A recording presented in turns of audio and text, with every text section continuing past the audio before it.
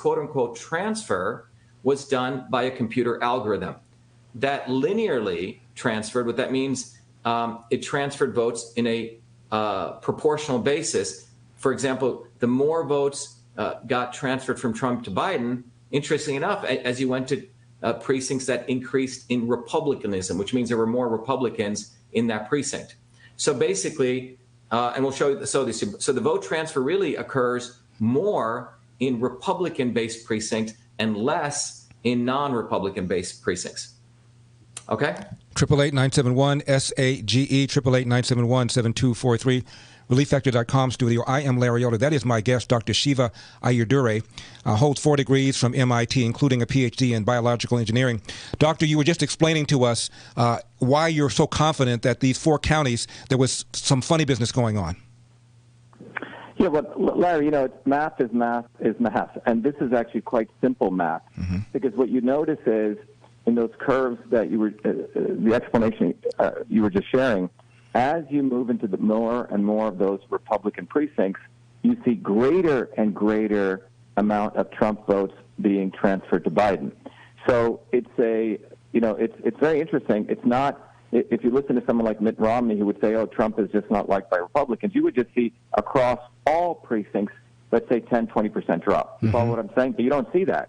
What you see is this little diagonal curve, almost an inverse hockey stick, right? The hockey stick is flipped down. So what that means is as you go into more Republican precincts, you see greater and greater losses to Trump's votes being transferred to Biden. And that hockey stick, you know, it's a nice diagonal line, which is a beautiful line because it's a slope that is not varying. And that is not something that you see in nature. The probability of that, is very, very, very low. And we do know, Larry, that in these systems, they added what I said, that weighted race feature. It's a documented feature. The question is, why is even such a feature in there? Why do they have a feature where you can multiply one person's votes by X and multiply another person's votes by Y? It should be one person, one vote. So this is an embedded feature into the technology. It's an embedded feature that allows for fraud. And what's fascinating is the explanation for this feature was this feature was apparently designed for housing associations, Larry, where let's say you and I lived in the same condo. You had 2,000 square feet, I had 1,000 square feet, and we were voting on some condo issue. You got 2 votes to my 1 vote, a weighted race feature. But there's no reason that kind of feature should be in our electronic voting systems. So that's where you have it. There's a capability to do this. We just started the beginning of this analysis, which clearly shows this quote-unquote anomaly of transfer of votes, and we're going to be continuing this research. There's some very, very interesting questions that this brings up. Did the members of the establishment parties know about this feature? How long has this feature been in there? And so on. So we're fascinated by this, but clearly at the 3 counties that we looked at, it's clear this weighted race feature, this transfer of votes took place. And what's fascinating, Larry, is if you look at Wayne County, predominantly African-American, you actually see that the president was actually doing 10% better than Republicans. You see? He was actually better. And the line is a flat line. It doesn't change. So the algorithm, as I say, was not turned on in those communities, primarily Democrat communities or African-American minority communities, and he was actually doing quite well there. Doctor, are you familiar with the argument made by people like General Thomas McInerney that there is a software that was developed by the CIA and by the defense establishment, and that software was used by Joe Biden to literally switch votes from Trump to Biden? I've heard of that. Look, this concept has been talked about many, many years ago by a woman called Bev Harris. She brought this up earlier on.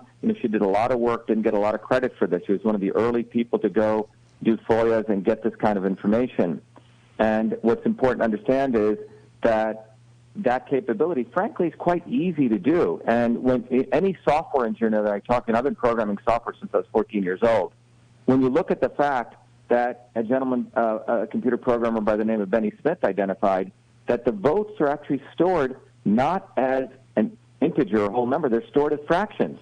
So if you got 1,000 votes, Larry, it's not stored as 1,000. It's stored as 1000.125.